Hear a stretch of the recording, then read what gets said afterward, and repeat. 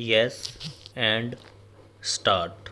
When I am asked to lay the foundation stone of a building meant to house a public utility department such as the posts and telegraphs, my immediate reaction is to accept such an invitation. On such occasions, I feel happy partly because they provide me an opportunity of studying and familiarizing myself with the systematic growth and development of a government department over many past years, and partly because such an occasion is symbolic of the real progress of the department in question. The decision to have adequate and the right type of office accommodation and to make the necessary budgetary provisions for the same are necessarily important landmarks in the evolution and growth of a department. When we think of the posts and telegraphs department, a whole host of ideas and past associations rush up and jostle for expression. After the Indian Railways, it is the largest public utility service of the government. In point of time, the postal and telegraph service may be described as the first nationalized undertaking of the government because it was as long back as 1837 that the government assumed the sole right of conveyance of mail and made the establishment of post offices within the East India Company's territories necessary. Before that year, some kind of private postal system was in vogue. All this was banned in 1837, excepting a few services which ran under government license. As the company's territories extended to cover the rest of the country, the whole of India came within the gamut of government's postal service. The introduction of the railways in 1853 put the conveyance of mail on a proper footing. In fact, it marked the end of one epoch in the postal history of India and the beginning of another. As I said, the Posts and Telegraphs Department is the second largest public utility service of the government. Where the common man is concerned, no other governmental activity functions as intimately and as extensively as this department.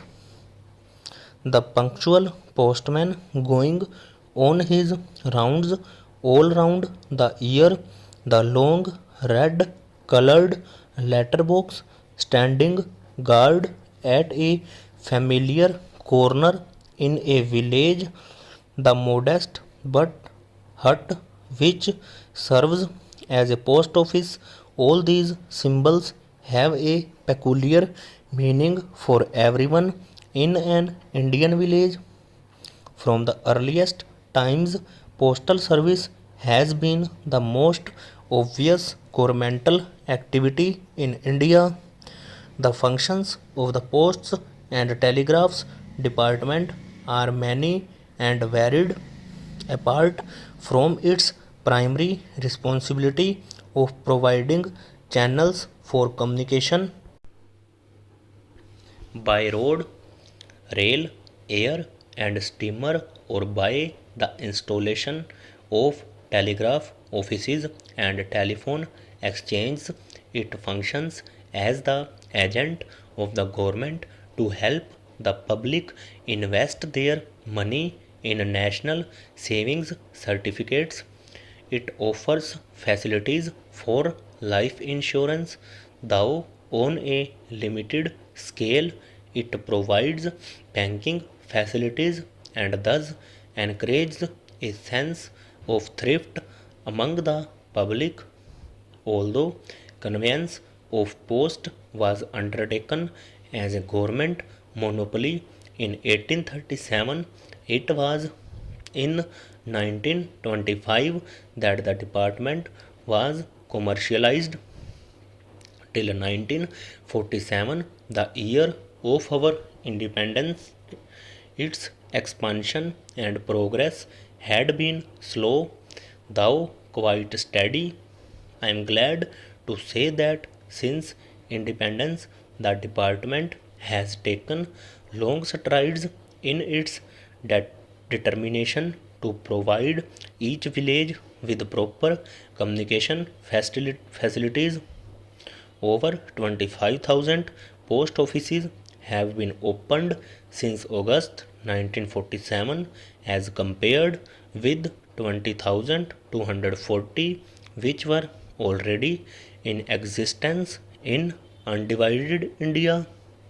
This increase in the number of post offices stupendous as it is gives, I believe, an idea of the progress that the posts and telegraphs department has made during as the last 7 years. At present, every village with a population of 2000 or more has been provided with a post office. No wonder that the number of letter boxes has also gone up by about 130%. Apart from this quantitative expansion in all directions, a good deal of progress has also been made in reducing the time lag and otherwise improving the general services for the benefit of the public. Whenever an occasion for a general review of national progress during the years of freedom has arisen, I have heard our telecommunication services being mentioned prominently.